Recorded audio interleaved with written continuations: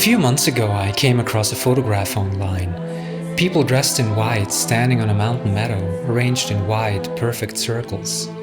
At first, I didn't know what I was looking at. It could have been a scene from a film I never heard of. But there was something about the image that felt different.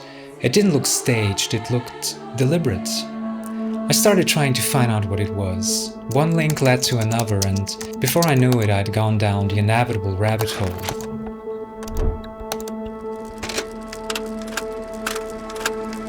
That's where I found the name Paneurhythmy, a ritual dance practiced every summer in Bulgaria, high in the Rila Mountains by members of a spiritual movement called the Universal White Brotherhood. Paneurhythmy combines music and movement as a form of meditation. It was created a century ago by a Bulgarian spiritual teacher named Peter Dujnov. At some point, curiosity turned into a plan. I decided to make it a photography project, to travel there and document the ritual, the people and the atmosphere surrounding it. So I packed my camera and flew to Sofia.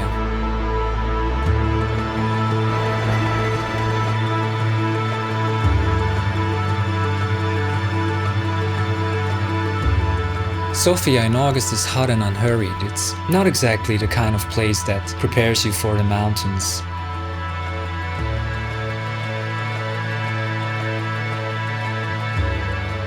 From Sofia, it's a few hours' drive to Paneurhythmy, a small village where the road ends and the mountains begin.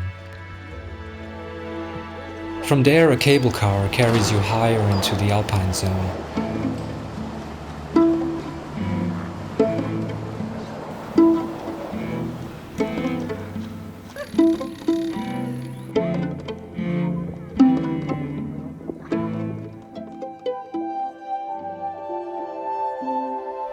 Up there, 7 glacial lakes are scattered across the high meadows. I camped near the lakes, close enough to feel part of it, far enough to stay quietly on the edge. From this point, it's about an hour on foot to reach the meadow where the Brotherhood gathers.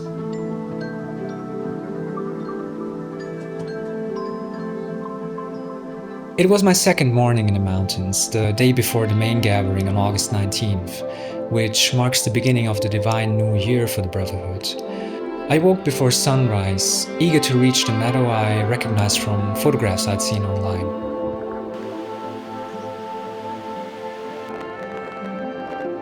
But when I arrived, the place was empty, just wind, stillness, and water.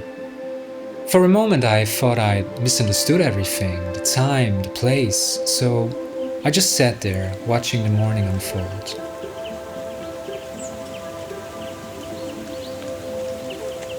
So there was nobody at the lake this morning, so I guess everything comes down to the 19th of August, which is tomorrow.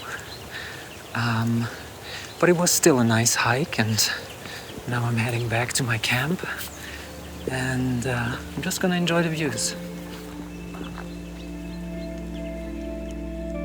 As I hiked back towards my camp, I decided to take a break at one of the smaller lakes. Sometime later, voices woke me. I turned around. A small group of people had gathered near the water. A violin started to play, and without realizing it, I was witnessing Paneurhythmy for the first time.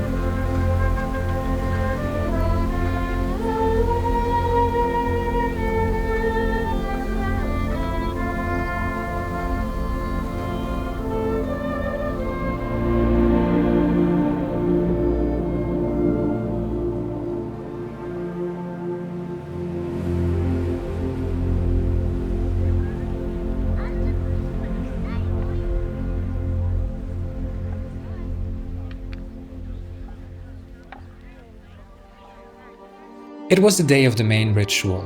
Again, I woke early and started to hike. The trail was already busy, some dressed in white, others in regular hiking gear. It was hard to tell who was part of the Brotherhood and who was just visiting the lakes. The sky was cloudy, with haze drifting in and out over the landscape. From a distance, the meadow revealed itself, with people already gathering.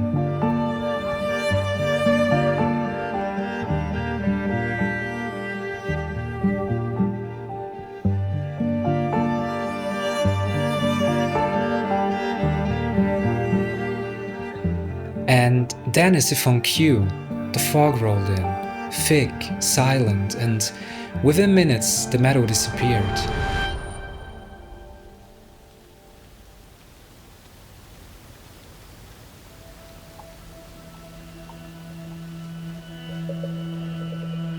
From where I stood, the dancers became silhouettes, then shadows, then just movement inside the mist. Through the camera, it was like photographing ghosts.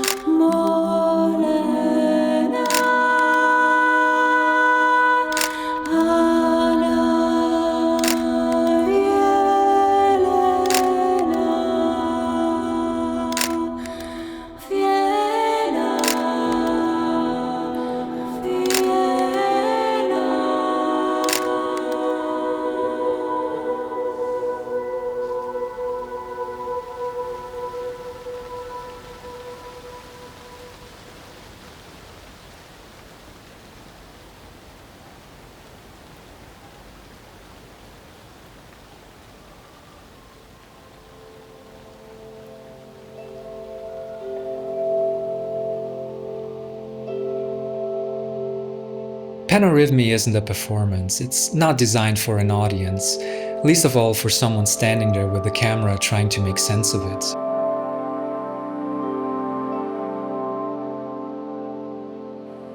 The whole scene lasted about an hour. When the final movements were done, the fog began to lift, and then, as if the mountains weren't finished with their theatrics, storm arrived, rain hammered down, scattering everyone. The meadow emptied in minutes, Paneurhythmy was over, and suddenly all that serenity turned into a frantic search for shelter.